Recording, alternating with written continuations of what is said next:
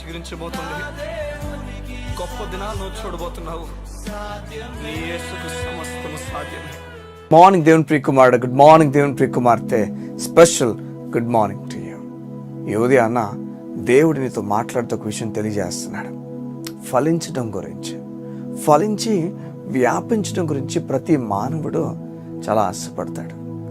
నేను ఫలించాలి, నేను వ్యాపించాలి, నా జీవితము మోడైపోయినట్లుగా ఉండకూడదు, నా జీవితం ఒంటరిగా విడబడకూడదు, నా జీవితం ఫలించాలి, వ్యాపించాలని చాలా ఆశపడతాడు. ఈ ఉదయాన్న వింటున్న నీలో కూడా ఈ ఆశ ఖచ్చితంగా ఉంటుంది. నేను ఎవరికి ఉదయం ఉండిపోకూడదు. చూడండి, ఒక ఉద్యోగ విషయంలో ఫలించాలి, వ్యాపించాలి. ప్రతి ఒక్కరు కూడా వారి జీవితంలో వారు ఏదైనప్పటికీ, వారి వివాహ జీవితంలో కానీ, వారి కుటుంబ జీవితంలో కానీ, అది ఉద్యోగమైనా వ్యాపారమైనా ఏ పని చేస్తున్నా ఒక వ్యక్తి ఫలించాలనుకుంటాడు, తర్వాత వ్యాపించాలనుకుంటాడు. కానీ దేవుని గ్రంథం ఈ ఫలించడం గురించి, వ్యాపించడం గురించి చెప్తున్నప్పుడు ఎలా సాధ్యమవుతుందంటే, కొలస్సీలు రాసిన పత్రిక 1వ అధ్యాయము 6వ వచనం ఏ విధంగా ఉంది, మీరు కృపను సత్యంగా నమ్మి నాటి నుండి మీరు ఫలించి వ్యాపించుచున్నారు.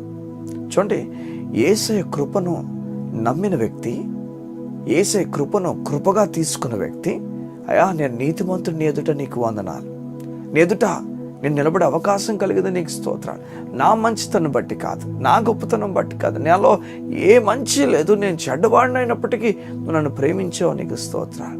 నీతో పాటు నన్ను కూర్చుండబెట్టావు, నీకు వందనాలు. అయ్యా నీ రాజ్యానికి నన్ను పిలుచుకున్నావు, నీకు స్తోత్రం. పరలోక రాజ్యము నాకు ఉచితంగా ఇవ్వబోతున్న దేవా, నీకు వందనాలు. నీ ఆత్మ నాకు ఇచ్చినందుకు నీకు స్తోత్రాలు. ప్రతిదీ కూడా కృపలో మనకు అనుగ్రహింపబడిన ప్రతి విషయాన్ని కూడా ఎరిగిన వ్యక్తి, కృపను పట్టుకున్న వ్యక్తి, బైబిల్ చెప్తుంది, ఫలిస్తాడు, వ్యాపిస్తాడు. చూడండి, దేవుడు కేవలం నువ్వు ఫలించే చెట్టుగా మాత్రం ఉండిపోవాలని కోరట్లేదు, కానీ నువ్వు ఫలించిన తర్వాత ఆ విత్తనాలు ఇంకా చెట్లుగా మారాలని కోరుతున్నాడు. నువ్వు ఫలించి వ్యాపించుదువుగాక. నిన్ను దేవుడు ఫలించి వ్యాపించినట్లుగా నీ జీవితాన్ని మలచబోతున్నాడు.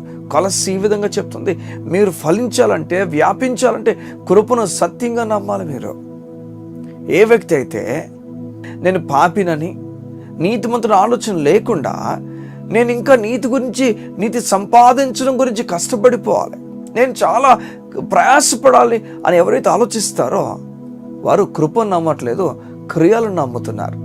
క్రియలు నమ్ముతున్న వ్యక్తి, బైబిల్ చెప్తుంది, ఎప్పుడు కూడా ఫలించి వ్యాపించటం. క్రియలు చూడండి, బైబిల్ చెప్తున్నమాట, అతిశయ కారణం ఎక్కడా, అది కొట్టివేయబడను, అది క్రియా న్యాయం బట్టి, లేకపోతే విశ్వాస న్యాయం బట్టి. అవును, విశ్వాస న్యాయం బట్టి క్రియా న్యాయం ఏమైపోయింది, కొట్టివేయబడింది.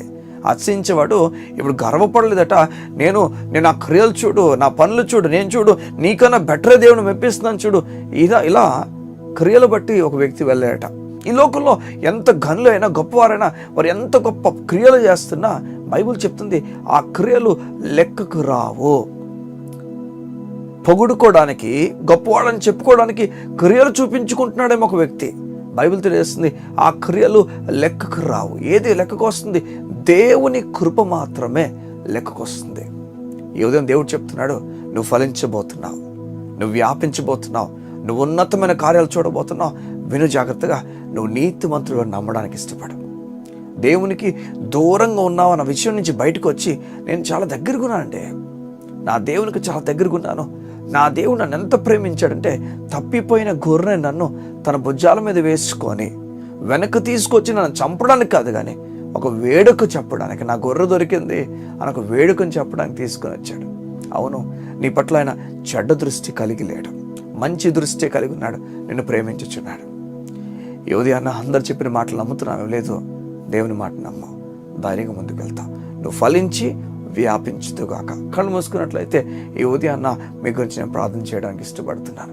మా ప్రియ పరలోకపు తండ్రి, నీకు వందనాలు.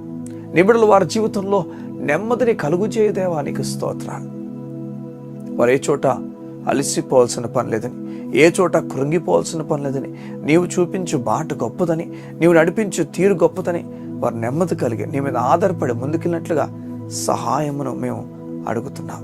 అయ్యా, ఏ చోటైతే నిబిడలు ఫలించలేకపోయారో, వ్యాపించలేకపోయారో, ఏ చోటైతే నీ బిడ్డలు వారి క్రియల మీద ఆధారపడిపోతున్నారో ఆ చోటు నుంచి పూర్తిగా నీ కృప మీద ఆధారపడి నీ కృప మీద ఆనుకొని ముందుకు వెళ్ళేవారుగా ఆ మెచ్యూరిటీని వారికి ఇవ్వండి.